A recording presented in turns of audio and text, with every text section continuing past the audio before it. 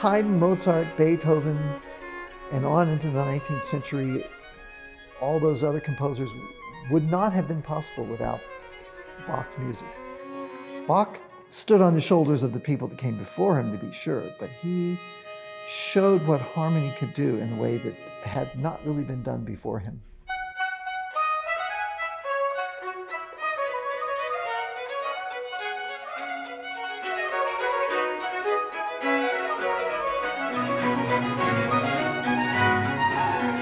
It's hardly an original statement to say that Bach ranks among, if not at the very height of human accomplishment in music. Bach was able to reach a truth of human existence in a way that almost no other composer does. Bach speaks about how music is recreation for the soul.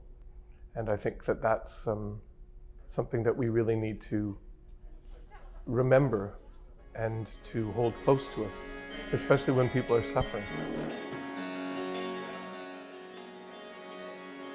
The Bach Festival is the brainchild, the baby of my friend John Aperger.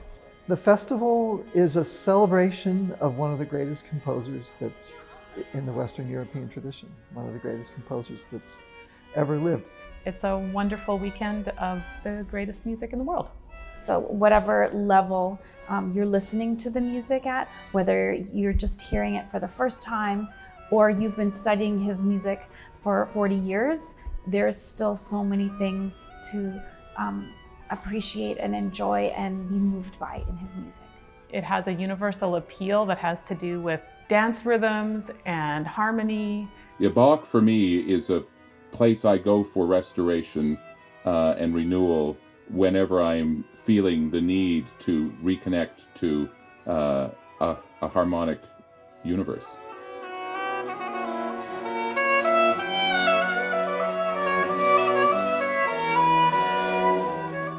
Neil is the director of the Foundation Year program at the University of King's College in Halifax. And I'm very pleased to have this opportunity to speak to you about Johann Sebastian Bach and what I have called, not very originally, his harmonic world. And he proposed this lecture, which is a version of a lecture that he's given, I think, in a more expanded form for his students. At the heart of Bach's music, I want to suggest, its moving interest is reconciliation.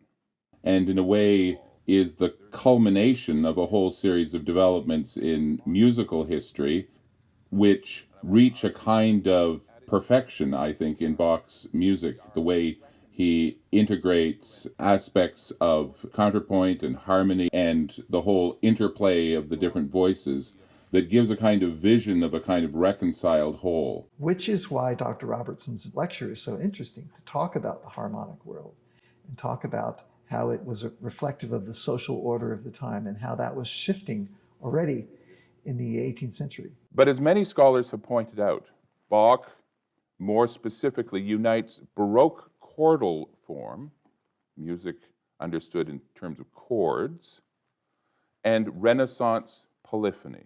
Part of Dr. Robertson's exegesis is the idea that melody, as we think of it in later music, didn't really exist in the early 18th century. And so his illustration of using the C major prelude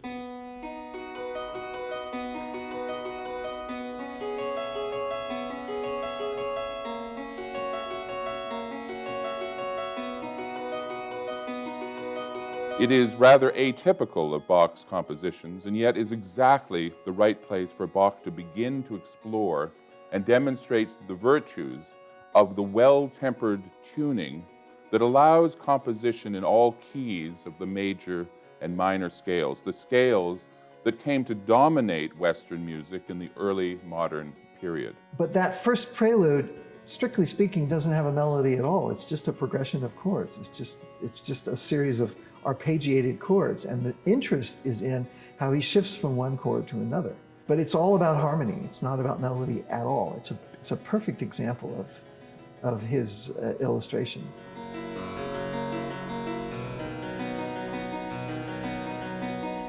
John and I chose these pieces together, and they were meant to illustrate really 4 moments that I wanted to try and get across. This is Cantata 82, take 1.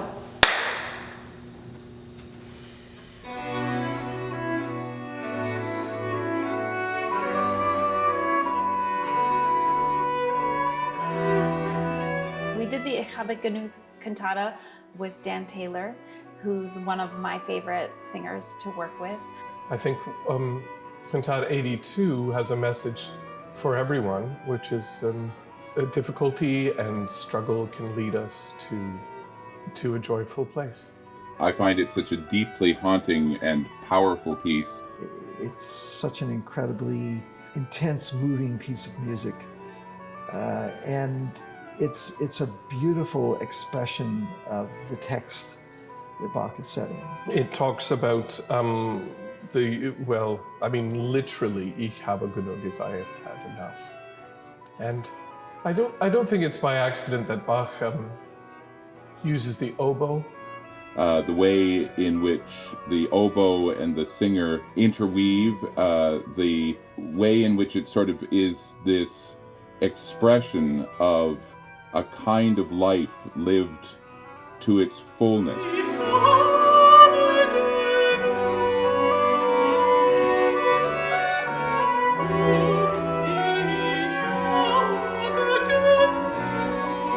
So I think here we have the idea of birth and death coming together. It's a marriage of the voice and the oboe. There is a kind of unrest in it. I especially like the string parts that are a kind of undulating quality.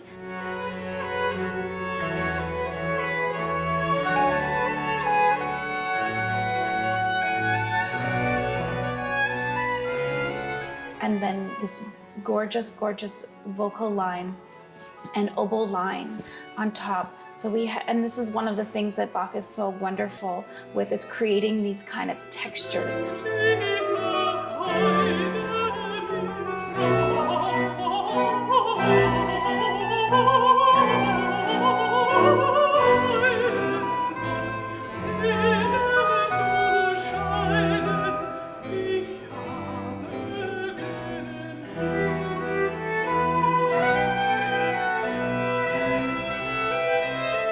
One of the things I've learned in teaching the foundation program is I'm not an art historian, I'm not a music historian, and when people have come and give you language by which to uncrack the experience of beauty and truth that you've had, it just opens it up for you more fully.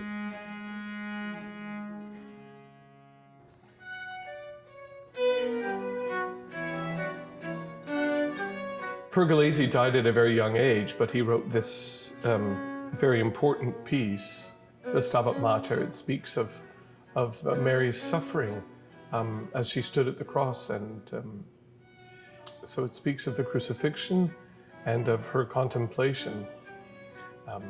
We speak about the tears that she shed. And there's a beautiful imagery created by Pergolesi, the violins, in this descending passage. Dum bi dum ba-da-dum, ba-da-dum, bum ba-da-da-dum. So this falling passage.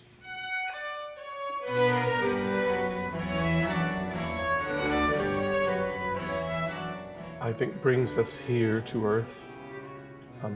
It's something that Bach did as well.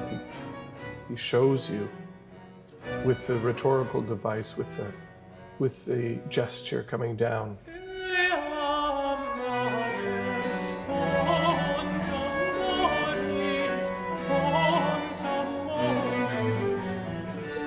So we bring Ea amate fons amoris, then me sentires, how then we feel.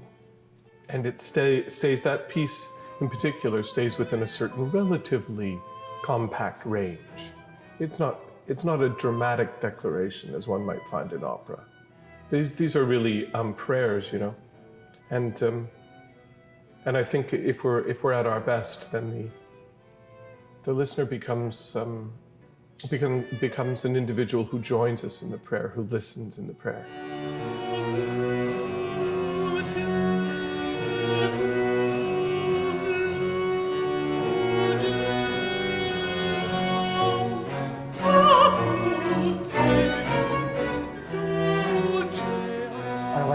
joke that you've never heard 70% of what Bach wrote.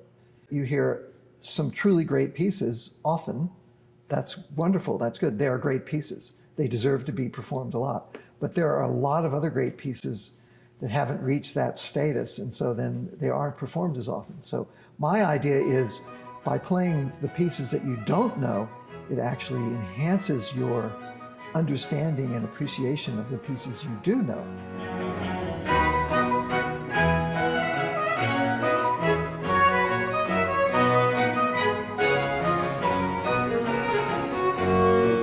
Well, we have such a fantastic musical life here in Toronto. We have many, many fine musicians. We have a fine symphony orchestra. We have a fine Baroque orchestra.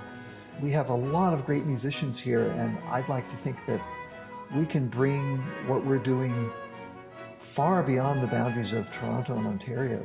The internet and video medium gives us the ability to reach people all over the world. I would say that this year we're all learning this new skill of playing music for people that we imagine at home. You can sort of imagine that that camera is a window into somebody's world that couldn't otherwise be there. For the audience, I have heard comments from audience members this year that they actually really love the opportunity with the video editing and with the placement of cameras that they get to sometimes be a lot closer to the performers. It definitely feels like, you know, you're in my living room or you're one of my colleagues. And I often think this is the one thing that audience members miss out on, is I often, you know, wish they could be right on stage with us to experience what I'm experiencing. I agree with Julie. We have the best seat in the house because we feel immersed in the music. We feel in the center of the music. And that's an amazing experience. So in this concert, we'd like to invite our audience to be on stage with us and experience the music as we experience it when we're performing it on stage.